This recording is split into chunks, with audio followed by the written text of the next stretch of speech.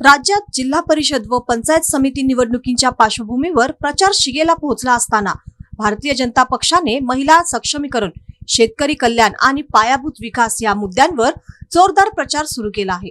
याच पार्श्वभूमीवर कोरोची जिल्हा परिषद मतदारसंघातील भाजपच्या उमेदवार सानिका राहुल आवाडे व पंचायत समितीच्या उमेदवार सनी औळकर यांच्या प्रचारार्थ आयोजित जाहीर सभेत राज्याचे मंत्री चंद्रकांतदादा पाटील यांनी मतदारांना भावनिक साथ घालत सानिका आवाडे व सनी औळकर यांना विक्रमी मताधिक्य देण्याचे आवाहन केले। सानिका आवाडे परकी उमेदवार नसून आपल्या घरातली मुलगी आहे, तिला इतकी मते द्या की महाराष्ट्रात नवा विक्रम प्रस्थापित होईल। राज्यातील महिला केंद्रात आयोजनाचा उल्लेख करताना मंत्री पाटील म्हणाले की लाडकी बहीण योजनेमुळे लाखो महिलांना थेट आर्थिक आधार मिळत आहे। राज्यात 2,42,00,000 महिलांना दरमहा लाभ मिळत असून या योजनेवर दरमहा सुमारे 4,000 कोटी आणि वर्षाला 48,000 कोटी रुपये खर्च होत आहेत। देशातील अनेक राज्यांचे वार्षिक बजेटही इतके नाही, पण महाराष्ट्र सरकार महिलांसाठी हा मोठा निधी खर्च करत आहे, असे त्यांनी अधोरेखित केले।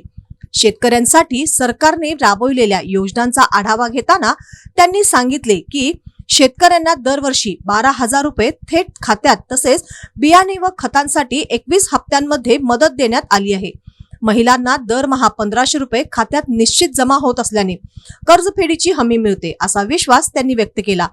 देश पातळीवर भाजपचे 22 राज्यात सरकार असून लखपती दीदी अभियानाअंतर्गत 3 कोटी महिलांना आर्थिकदृष्ट्या सक्षम करण्याचे उद्दिष्ट ठेवण्यात आले आहे। त्यासाठी विनातारण 1,00,000 रुपये कर्ज, प्रत्येक जिल्ह्यासाठी 10 कोटींचा निधी, महिला बचत गटांच्या उत्पादनासाठी स्वतंत्र मॉल आणि वाहनांसाठी डिपॉझिट शिवाय सुविधा देण्याच्या योजना राबवल्या जात असल्याची माहिती त्यांनी दिली। पायाभूत सुविधांबाबत बोलताना मंत्री पाटील म्हणाले, रस्ते, गटारे, पूल, पाणी पुरवठा योजना, 11 कोटी घरांना गॅस कनेक्शन, 7 कोटी घरांना शौचालय आणि 2 कोटी घरांना वीज देण्यात आल्याचे त्यांनी सांगितले। पंतप्रधान नरेंद्र मोदी यांच्या नेतृत्वाखाली देशभर विकासाचे मॉडेल राबवले जात आहे। त्या विश्वासावर भाजपच्या उमेदवारांना विजयी करा, असे आवाहन त्यांनी केले। सभेला माजी मंत्री प्रकाश आवाडे, आमदार राहुल आवाडे, प्रसाद खोबरे यांच्यासह भाजपचे पदाधिकारी, कार्यकर्ते व मतदार मोठ्या संख्येने उपस्थित होते। प्रचार सभेला मिळालेल्या उत्स्फूर्त प्रतिसादामुळे भाजपच्या प्रचाराला नवे बळ मिळाले आहे।